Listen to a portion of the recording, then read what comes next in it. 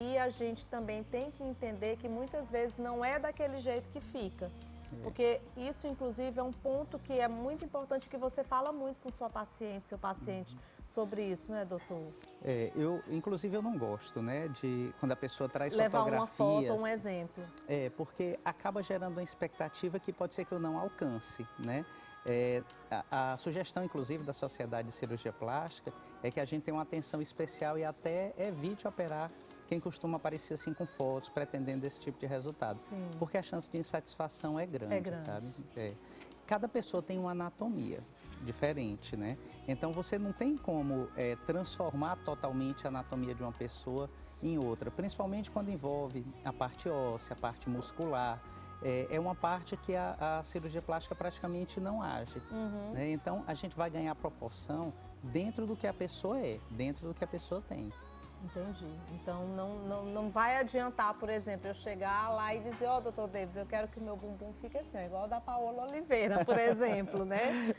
A gente pode até chegar e dizer, olha, eu gostaria de fazer aqui uma cirurgia, vamos lá, uma abdominoplastia, mas eu também queria aproveitar para dar uma levantada. Aí sim, é diferente, né? É diferente. E a gente, por exemplo, faz fotos do pré-operatório da pessoa exatamente para no pós-operatório ela se comparar com ela mesma. Com ela mesma. Né? Então, eu não guardo no prontuário da pessoa fotografias de uma celebridade, fotografias de Instagram, né? de outras redes sociais, porque ela não vai chegar naquele resultado. Ela pode até ficar mais bonita, mas ela naquilo exatamente ela não vai chegar. Entendi. Agora eu também queria aproveitar, doutor Davis, para falar sobre essa questão da segurança, né? Porque assim, não dá para se aventurar e sair buscando métodos alternativos que existem por aí. Eu sempre falo isso também com vocês, sempre. Eu assim, sou totalmente a favor, sou adepta à cirurgia plástica, já fiz cirurgia de nariz, já fiz dos seios para diminuir, como é que Mamoplastia, chama? doutora. Mamoplastia, fiz inclusive, eu era muito novinha, eu tinha 17 anos de idade. E eu acho que a cirurgia plástica, ela deve ser muito bem pensada, mas acima de tudo você tem que ter muita confiança no médico que vai fazer aquela cirurgia, né, doutor Davis? Assim, essa confiança, ela se faz necessária, ela se faz muito, muito, muito importante. E não dá para a gente ficar confiando nesses métodos alternativos que a gente está vendo por aí, né? Então eu queria que o senhor falasse em relação a isso, né? Carlinha, um problema que a gente observa, e isso é recorrente, é a aplicação de substâncias no bumbum, principalmente, né? Em todo o corpo. Tem uma nomenclatura que eu tenho ouvido falar, round glúteo, é? Eu vi essa Eu agora vi essa agora recentemente, esse round glúteo. que consiste na aplicação direta, né, com o uso de seringa de bioestimuladores. Eu vi alguma digital influencer, eu vi ela falando sobre isso. A pessoa que se propõe, né, nesse caso, esse round glúteo que ela descreveu, ela usa uma substância que ela alega ter desenvolvido ela mesma, né, e que tem a patente dessa substância, que é uma substância secreta. Mas na medicina as coisas não funcionam assim, na saúde as coisas não funcionam assim. Sim. Com o desenvolvimento da vacina para o Covid, todo mundo começou a observar recentemente como é que é feito a questão da segurança de uma droga, né, como a vacina. Então, uma substância dessas, ela tem que ser submetida a estudos. A principal coisa que vai ser avaliada no início é a segurança daquela substância. Sim, com certeza. Então, ela é feita estudos em animais, inicialmente, ou em modelos de células.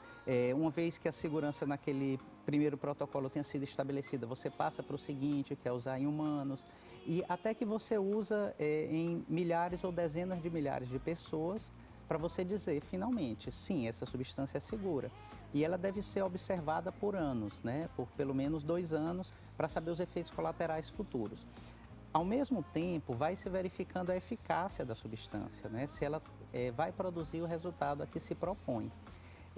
Para fazer isso, são realizados estudos. Esses estudos são coisas controladas. Você pega um grupo, assim, simplificando, você pega um grupo de pessoas, coloca a substância no bumbum, você pega outro grupo de pessoas, coloca água, e aí você vai vendo o que é que vai acontecendo com cada um desses grupos, entendeu? Ao final, essa substância ela tem que receber um registro, né, na vigilância sanitária, no caso do Brasil, cada país tem o seu órgão regulador. Né? E aí, com esse registro, ela passa a ser autorizada a ser utilizada, entendeu? Então, assim, uma substância secreta, né? Uma coisa que ninguém sabe o que é questionável tanto a eficácia como a segurança. É preciso ter muito cuidado, viu, doutor? Preciso ter cuidado demais. Agora, assim, do ponto de vista econômico, se eu conseguisse desenvolver uma substância dessas, com certeza eu não ia manter secreta. Eu ia vender para a indústria farmacêutica por milhões de dólares. Né? E até por uma questão realmente de segurança, né? Exatamente. É preciso ter em mente também que é uma cirurgia. É um tratamento invasivo no corpo. Pronto, exatamente. Então, todo cuidado é essencial. Um profissional qualificado, o ambiente hospitalar, uma equipe preparada, né? Exatamente. Porque as intercorrências, elas podem acontecer. Agora, você imagina numa situação como essa. E sem suporte. Sem suporte. Né? E sem suporte. Eu estou há 16 anos aqui em Teresina, né? Sim. E tento trabalhar sempre dentro da segurança. E já aconteceram acidentes, né? Já aconteceram acidentes, mas felizmente eu sempre estava no ambiente apropriado. A gente pôde promover a resolução imediata do problema, né? E preservar a vida e a saúde da pessoa, que é o mais importante. A aplicação de substâncias no bumbum, ela é uma coisa que vem de muito tempo, sabe? Sim. Uma das coisas que foi utilizada primeiro foi o silicone líquido, esse que usa assim no painel de automóveis, né? Essa substância definitiva fica ali no corpo, ele engloba aquela substância, ele faz pequenos pedacinhos dela e a médio ou a longo prazo aquilo acaba se tornando uma reação inflamatória que vira pus e aí pode ter que ser drenado, tem que cortar o bumbum, deforma a pessoa, etc. O silicone foi abandonado para esse fim, do ponto de vista de autorização, mas ele continua sendo utilizado de forma ilegal. Muitas vezes pessoas que não são médicas, muitas vezes pessoas que sequer da área de saúde aplicam silicone, sabe? Na região do bumbum, na mão, em todo lugar. É muita coragem uma pessoa fazer um procedimento dessa forma. Sabe? Porque o ideal, gente, é que quando você vai fazer um procedimento, inclusive no bumbum, né? Porque a cirurgia plástica você consegue fazer, né? Inclusive no bumbum. Exatamente. Mas é preciso que você tenha muito cuidado com essas técnicas alternativas que você vê por aí, que você acha que tá. Se concentre onde você vai fazer, com o profissional que vai fazer, se ele faz parte da Sociedade Brasileira de Cirurgia Plástica. Estude sobre a história daquele médico, tenha confiança realmente, as consultas, até a data do procedimento, tem a questão do próprio anestesista. Tudo isso é uma construção até o final pós-operatório, né, doutor Davis? Não é assim, eu vi isso aqui, eu quero tal, vou lá e faço. A mesma coisa, por exemplo, de nariz. Eu tenho conversado com alguns amigos médicos que fazem cirurgia em nariz, você também é cirurgião, faz cirurgia de nariz, e é muito comum também hoje, inclusive aqui em Teresina está acontecendo muitos casos de problemas, né? Por causa exatamente sobre isso. Essas técnicas muito rápidas e que prometem resolver a situação ali que você não sabe, na verdade, o que você está sendo colocado em você. É perigoso demais. É perigoso, né, do ponto de vista de resultado e do ponto de vista de segurança, Sim, né? De segurança. Você vê que assim, o conhecimento ele está disponível amplamente hoje em dia, né? Com a internet as pessoas têm conhecimento, nós temos acesso a descrições das técnicas, a trabalhos científicos e por aí vai. Se você quer fazer um procedimento, né, vamos dizer que você tem dúvida, você é uma pessoa leiga, você não tem o conhecimento. Você quer fazer um procedimento, digamos, no nariz, você viu ali no Instagram uma coisa super rápida, que fica super lindo, você vê fotos de antes e depois. Aí você vai num cirurgião plástico, o primeiro diz, olha, não recomendo, não acho seguro. Aí você vai no segundo, ele diz a mesma coisa. Você vai no terceiro, ele diz a mesma coisa. É pouco provável que esse procedimento seja seguro, que ele tenha um bom resultado. Por que que eu não faria, né, se esse procedimento fosse seguro? Por que que eu não vou querer lotar meu consultório de pequenos procedimentos que vão transformar a vida das pessoas para o bem? Né? Isso seria maravilhoso, mas não funciona. Uma vez que não funciona, eu não faço. Então, você foi 1, 2, 3, 4, o colega está negando, está recusando, está achando que não vale a pena. Aí você vai procurar um profissional que muitas vezes nem fez a formação correta para aquilo. que lhe promete fazer e você se submete, é um contrassenso, né? Você está colocando sua própria saúde em risco, né? O próprio resultado da cirurgia. Pode ser que dê certo, mas pode ser que dê errado, pode lhe dar sequelas, né? E o que eu acho mais preocupante, sabe, doutor Davis, nos tempos atuais, é essa questão da informação que chega para a gente de uma forma muito rápida, especialmente falando assim de rede social, que às vezes, assim, influenciadoras, às vezes até artistas, se submetem a esses tipos de procedimentos que são técnicas milagrosas, assim, e que acaba influenciando outras pessoas a fazerem aquilo que não é o correto. Por isso que eu falo sempre, eu sempre bato nisso. Gente, vai fazer uma cirurgia? Procura o médico, procura realmente estabelecer, porque pode acontecer, não vamos dizer, doutor Davis, e ser hipócritas, que não pode acontecer, por exemplo, de eu fazer uma cirurgia plástica, mesmo atentando a tudo isso, e acontecer um problema.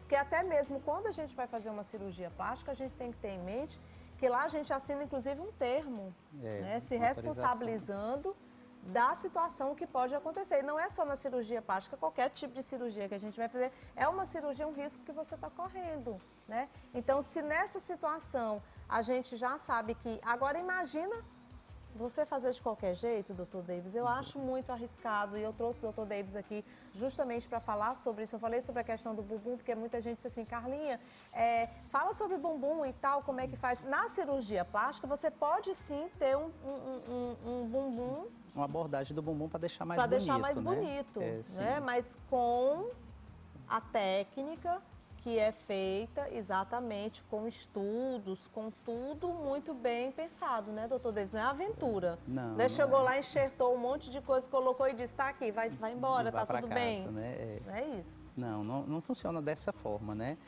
Esse imediatismo também é um dos problemas, quando as pessoas nos procuram. Geralmente a gente desenha o bumbum na cirurgia fazendo uma lipoescultura, o termo que normalmente a gente usa, né? No que ela consiste? Bom, o bumbum às vezes ele está ali escondido pela gordura que está ao redor. Então você aspira ao redor, né? Deixa apenas o bumbum sem aspirar, você aspira ao redor, desenha e faz ele ficar mais redondinho, né? Parte dessa gordura a gente pode usar para preencher determinadas áreas. Por exemplo, a lateral do glúteo é uma área em que o músculo vira um tendão e prende na bacia. Então quase todo mundo tem um fundinho aqui na lateral do bumbum. E normalmente as mulheres reclamam desse fundinho. Então a gente vai, pega uma parte daquela gordura e preenche aquela região. É um tratamento perfeito? Não, não é. É um tratamento que é limitado, a lipoenxertia, a colocação da gordura é um tratamento limitado pela questão da absorção, que é muito grande, né? Há algum tempo atrás, começaram a fazer enxerto de gordura em quantidades pequenas dentro do músculo, em vários locais.